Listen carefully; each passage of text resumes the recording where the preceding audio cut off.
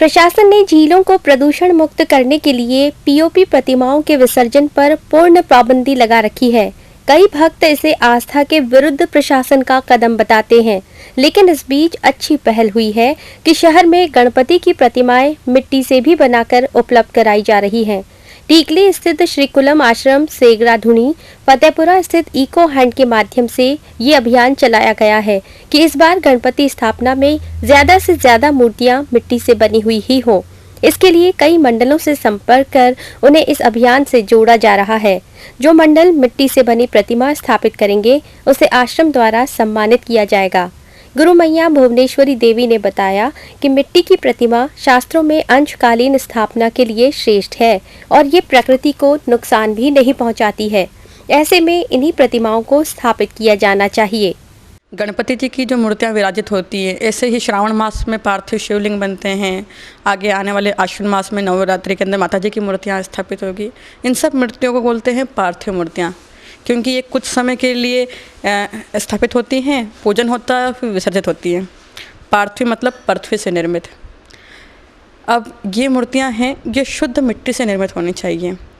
प्राचीन पद्धति के अंदर तो लोग अपने हाथों से मिट्टी बनाया करते थे। अब जो लोग हाथ से बना नहीं सकते, वो लोग कुम्हारों से लेके आते थे, पर कुम्हार भी अंततः हाथ से बनाते थे। सृजन की प्रक्रिया ही हमें ईश्वर से जोड़ती है। पर जब इन्हीं मूर्तियों को हम सांचे में बनाते हैं तो वो है ना, आपका सृजन उसमें कुछ भी जुड़ा हुआ नहीं है, तो एक तो आप उसके मूल तत्व को नष्ट कर देते हैं। गुरु मैया ने बताया कि शास्त्रों में मूर्ति स्थापना के साथ साथ उसके पूजन और विसर्जन की पूरी विधि है, उसका भी पालन भक्तों को करना चाहिए।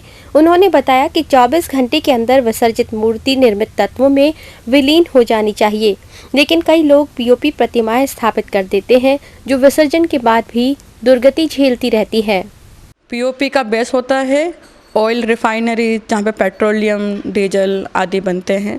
वहाँ पे जो वेस्ट मिट्टी ज़मीन पड़ी रहती है और जिसके ऊपर है ना बड़ी भारी मात्रा केमिकल्स की और जो प्योरीफाई जो द्रव्य होते हैं उनकी बड़ी मात्रा आती है। बड़ी मात्रा में ऑयल होता है, फिर इसके अंदर मिलाया जाता है कोडियम, सल्फ़र, जिप्सम और बहुत सारे हानिकारक केमिकल।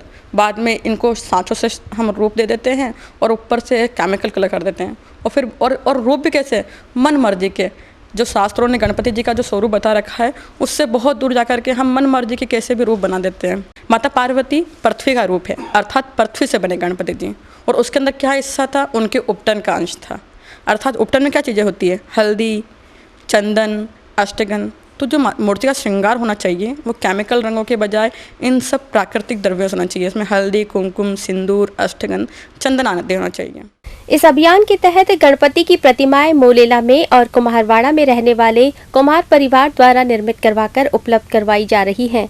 ये कम कीमत पर और शास्त्र अनुरूप होकर इको फ्रेंडली भी हैं। इको हंट के रितेश शेखावत ने बताया कि इस बार लोगों में जागरूकता आ रही है। हम लास्ट 2-3 सालों से मिट्टी की मूर्तियाँ ला करके और अब लोगों के तक पहुँचा रहे हैं, अवेयर कर रहे हैं ताकि वो यूज़ करें। ये हम ज़्यादातर मोलेला से लेके आ रहे हैं और वहाँ पे जो अम्बालाल जी हैं वो उस पर काफ़ी सालों से पूरा परिवार उसी पे काम कर रहा है। उसके अलावा अगर आप उदयपुर से लेना चाहते हैं तो कुम्हारवाड़ा में एक परिवार है जो कि पूरी तरह से मिट्टी की मूर्तियों पे काम कर रहा है। और कुछ कुछ जगह पे कच्ची मिट्टी की मूर्तियाँ मिल जाएंगी और इसके लिए प्रमाण यही है कि कच्ची मिट्टी की मूर्तियाँ ही इस्तेमाल करनी चाहिए, क्योंकि वो विसर्जन के लिए काफ़ी सही हैं, पैरों में नहीं आती है और पानी में विसर्जन करने की बजाय मिट्टी में ही विसर्जन किया जा सकता है और पौधा लगाया जा सकता है, क्योंकि उसमें जब पूजा होती है तब काफ़ी सारे एंटीबायोटिक चीज़ें जाती हैं, जैसे कि हल्दी हुई, कुमकुम हुआ और बहुत सारे हर्ब्स जाते हैं, तो वो सब हमारी ज़मीन के लिए, हमारे पानी के लिए काफ़ी अच्छा है।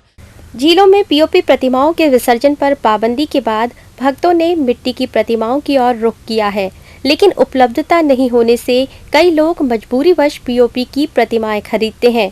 आश्रम और इको हंट प्रशासन के सहयोग से कुछ स्थानों पर मिट्टी की प्रतिमाएं उपलब्ध कराने का प्रयास कर रहा है।